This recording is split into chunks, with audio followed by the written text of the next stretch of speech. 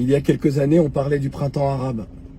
Et beaucoup pensaient que l'Afrique allait suivre, allait être impactée par ce mouvement. Il n'en a rien été. Tout se préparait autrement car chaque peuple va à son rythme, chaque continent à son rythme, chaque pays à son rythme.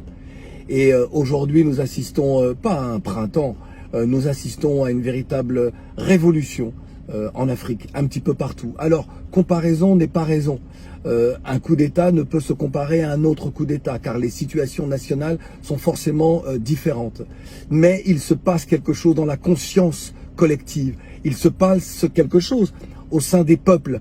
Les gens veulent du changement. Ils voient comment le monde fonctionne. Ils voient qu'au moment où eux sont en train de se battre pour des libertés fondamentales, pour que leur voix soit entendue, que d'autres régions du monde parlent d'intelligence artificielle, parlent d'aller sur le Mars, d'aller à nouveau sur la Lune, parlent de révolution technologique, alors que l'Afrique en est encore à se débattre dans de la malgouvernance, à se débattre dans des égos de personnalités à la tête des pays ou des élites, qu'elles soient économiques, qu'elles soient intellectuelles et autres, et donc finalement une Afrique qui est en arrière et qui a peut-être 200 à 300 ans de retard sur bien d'autres pays. En tout cas, en ce qui concerne cet aspect des choses.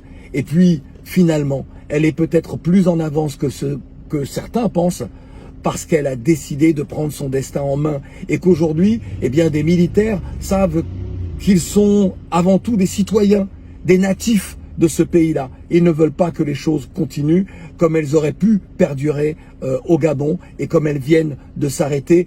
Personne, même Hollywood, n'aurait pas pu écrire ce scénario-là. Les Gabonais l'ont écrit. Attendons la suite.